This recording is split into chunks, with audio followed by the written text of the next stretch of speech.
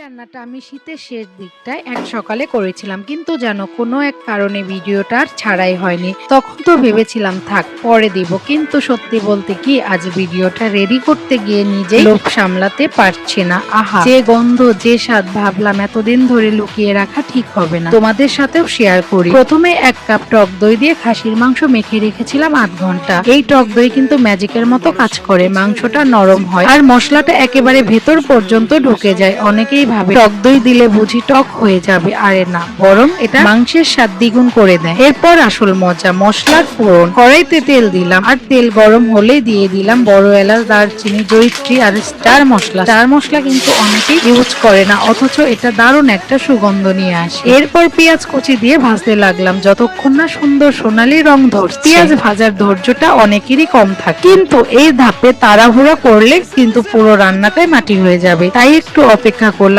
আর হাতা দিয়ে নেড়ে চেড়ে ভালো করে ভেজে নিলাম। এবার দিলাম আদা বাটা, রসুন বাটা, সঙ্গে জিরার গুঁড়া, ধনিয়ার গুঁড়া আর একটু জল। আর হ্যাঁ, জল না দিলে মশলাটা পুড়ে যেতে পারে। এরপর আমাদের নিজেদের তৈরি হলুদ গুঁড়া আর মরিচ গুঁড়া দিলাম। এই দুইটা কিন্তু আমার রান্নার স্বাদ আর রং ভালো আসার কারণ। নিজেদের হাতের তৈরি মশলা অনেক বেশি ফ্রেশ আর সুগন্ধি হয়। আর এখন এটা আমাদের ওয়েবসাইটেও পাওয়া যাচ্ছে। এ সময় মনে হচ্ছিল আহা, এত সুন্দর একটা ঝোল হবে, ভাত নিয়ে বসার জন্য মুখিয়ে থাকবে সবাই। এবার আসল জিনিস, খাসির মাংস।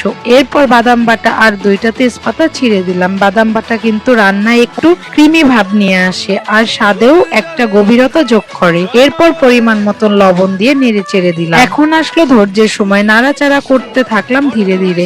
এই ধাপটা সবচেয়ে ইম্পর্টেন্ট, কারণ যত ভালো করে কষানো যাবে তত ভালো স্বাদ হবে। এরপর একদম শেষে জায়ফল কুড়িয়ে দিলাম আর ঢাকনা চাপা দিলাম। জানো, জায়ফল কিন্তু একটা হিডেন টাচ দেয়, যা মাংসের স্বাদ এক লেভেল উপরে নিয়ে যায়। এবার কষাতে থাকবো মাংস। এখানে আমি কোনো জল দেইনি, মাংসের নিজস্ব জল দিয়ে কষিয়ে নিচ্ছি যতক্ষণ না তা শুকিয়ে যাবে। এবার ফুটন্ত গরম জল যোগ করলাম, এতে মাংসটা হবে জুসি। এখন আঁচ কমিয়ে 1 ঘন্টার জন্য ঢেকে দিলাম।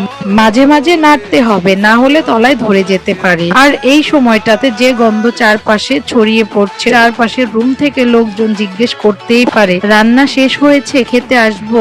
1 ঘন্টা পর ঢাকনা খুলে দেখি, ও মা, মাংস একেবারে মাখা মাখা। এখন শুধু ফাইনাল লুক। সব শেষে দিলাম কাঁচা মরিচ, গরম মশলা আর 1 চা চামচ ঘি। এই 3টে জিনিস কিন্তু রান্নার আসল গন্ধ আর স্বাদ এনে দেয়। ব্যাস, খাসির মাংস একদম রেডি। এই রান্নাটা বানানোর সময় যে কষ্ট, সেটা খাওয়ার সময় একেবারে উধাও। এতদিন পরে দিচ্ছি ঠিকই, কিন্তু পেটে